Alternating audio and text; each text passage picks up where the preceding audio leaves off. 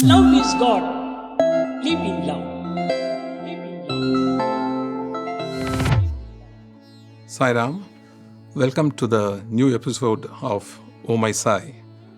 Today, I would like to share with you all certain unforgettable moments in my life while living at the lotus feet of our beloved Lord.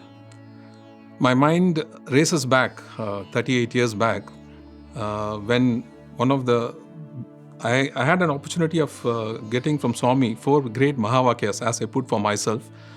So this was one of the instances where I could hear from Swami directly the first Mahavakya which he told to me.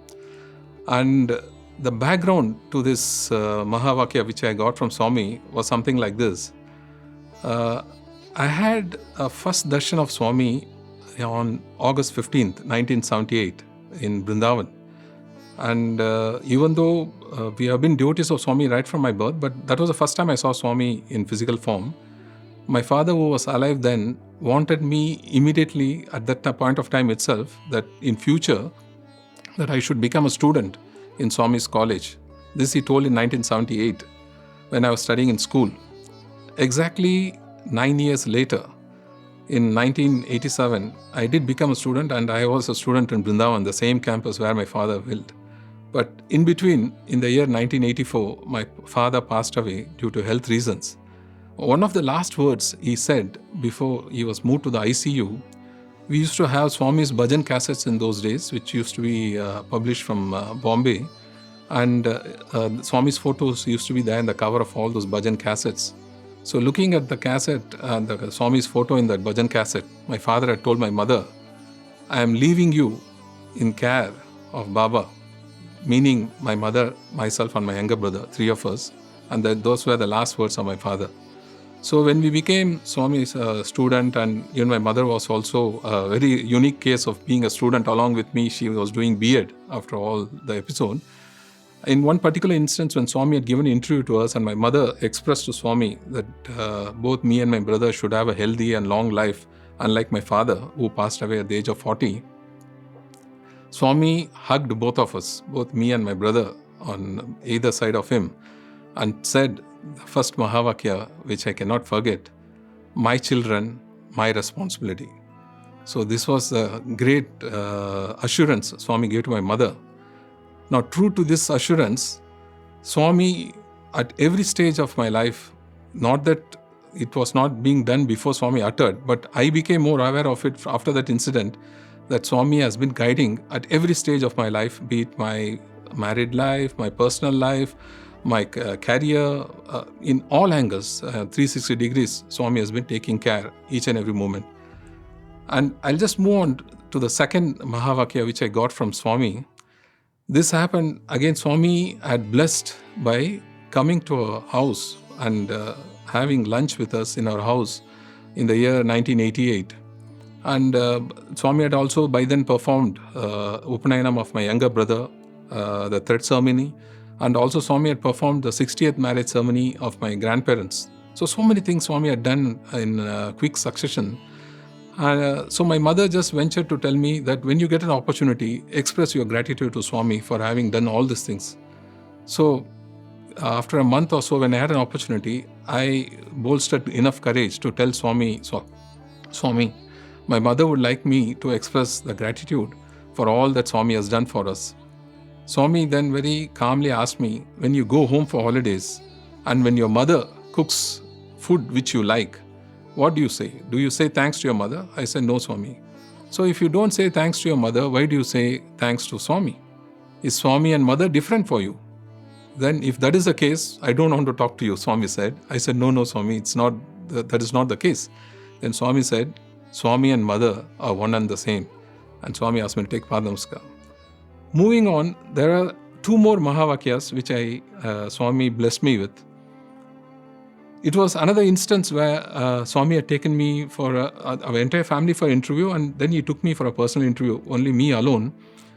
And Swami kept talking to me for almost 5 minutes, but the only problem was it was in a language which I didn't understand. So it was a complete monologue from Swami to me. I just folded my hands and I sat in front of Swami.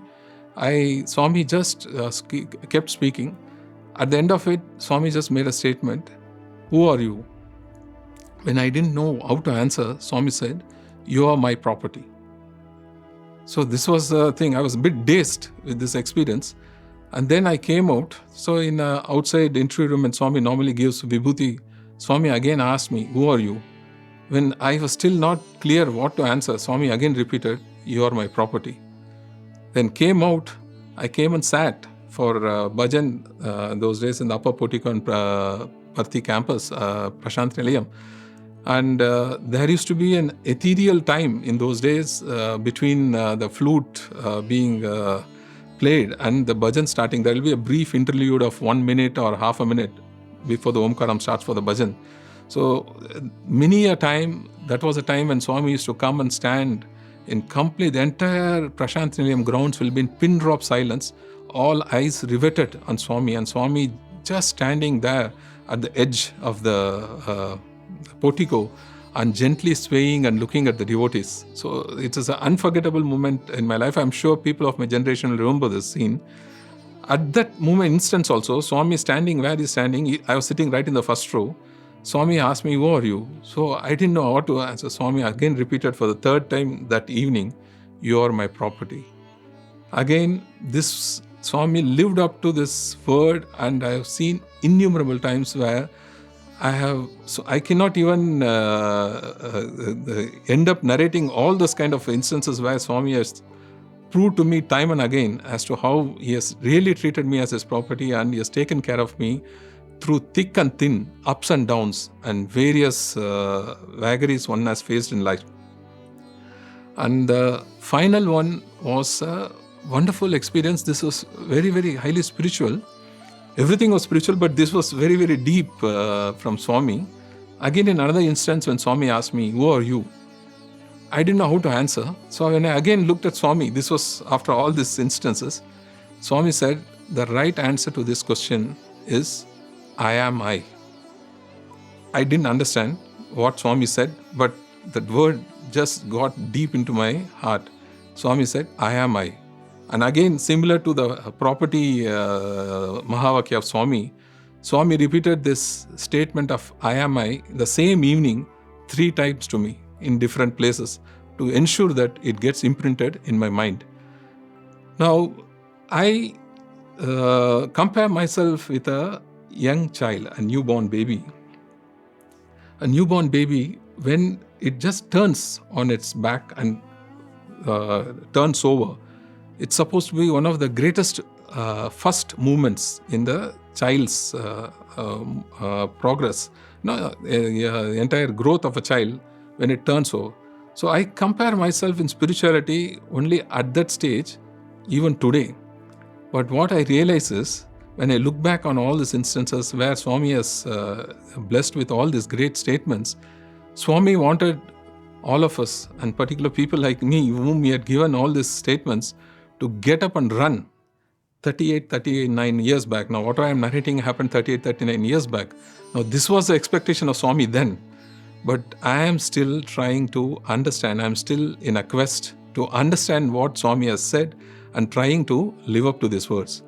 Now, the enormity of these words are such that, and with total humility I am saying, only Swami knows. Swami always says, Swami's love has no reason, no season. And Swami's love is equivalent to 1,000 mothers' love. Now, the enormity of statement I am saying is like this. When we read Swami Yogananda, the author of Autobiography of Yogi, he says in one of his books, the end result of all spiritual pursuits is only to get one assurance from the God that you are mine. So when I read this later on, tears came down my eyes, but here I was with zero spiritual effort. I had Swami telling me straight away, "You are my property.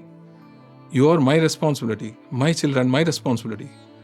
So this was a very, very deep moment for me. Again, later on in life, prodded by Swami, when I read a lot of Advaitic texts and also a lot about Ramana Maharishi and going through so many things, I understood what I am I. I mean, it will be blasphemy to say that I understand the word fully, but I started getting glimpse of what would this statement probably mean, at least the direction in which Swami must have meant.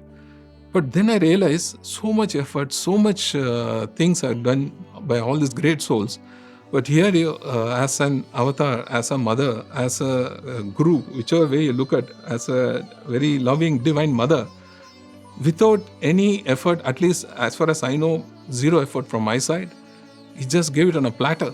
So the spiritual wealth which was handed over was untold and in a huge platter and totally undeserving, maybe from my point of view at that point of time, but still which I am trying to live and understand even to this day. So these were the few things which I thought I should share. Sai Ram.